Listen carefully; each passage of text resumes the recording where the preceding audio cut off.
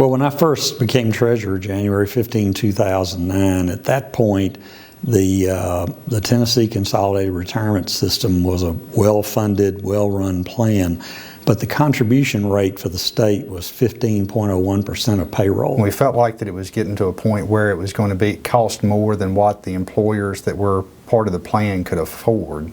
I felt, and others felt, that it was time to propose an alternate system in Tennessee that would be for new hires only, and that was the hybrid plan. And we set out with this objective.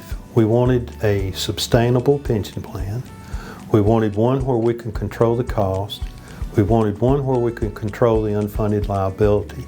And we wanted one that provided a sufficient level of benefits so that our retirees, after working their career, could maintain their standard of living after retirement. When we were initially looking at this, we did a lot of research. We looked at other plans, other state plans, other teacher plans, of how they've designed some of their plans, who is affected by all of this, and presented that information to the General Assembly.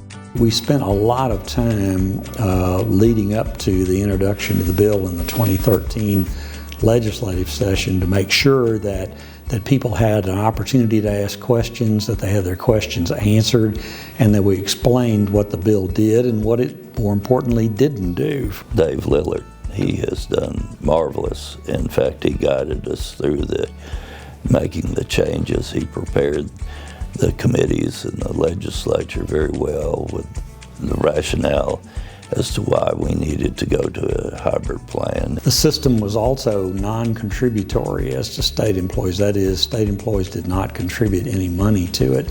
And most systems around the country had moved where there was some contribution amount being put in by employees.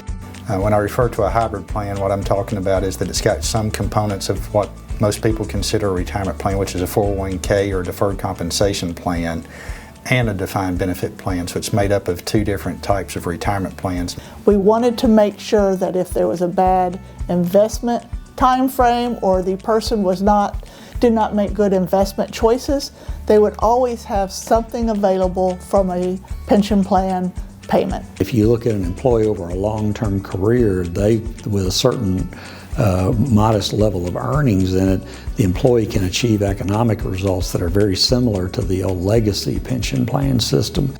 Participant financial education is a necessary component of the hybrid plan. It's even more important now than before in all financial matters, whether you're talking about your retirement or you're talking about your budget or whatever it may be, for Americans to pay attention to their financial situation. That's the reason we put into place with it the educational component that the field reps that we have, that you can meet with at any time and learn about retirement and the things you need to pay attention to about investments, all those things, and what to do to maximize your retirement. It is an outstanding plan. It meets all our objectives. It's sustainable. We can control costs, we can control unfunded liability, and we can provide a sufficient level of benefits so that our retirees can maintain their standard of living after retirement.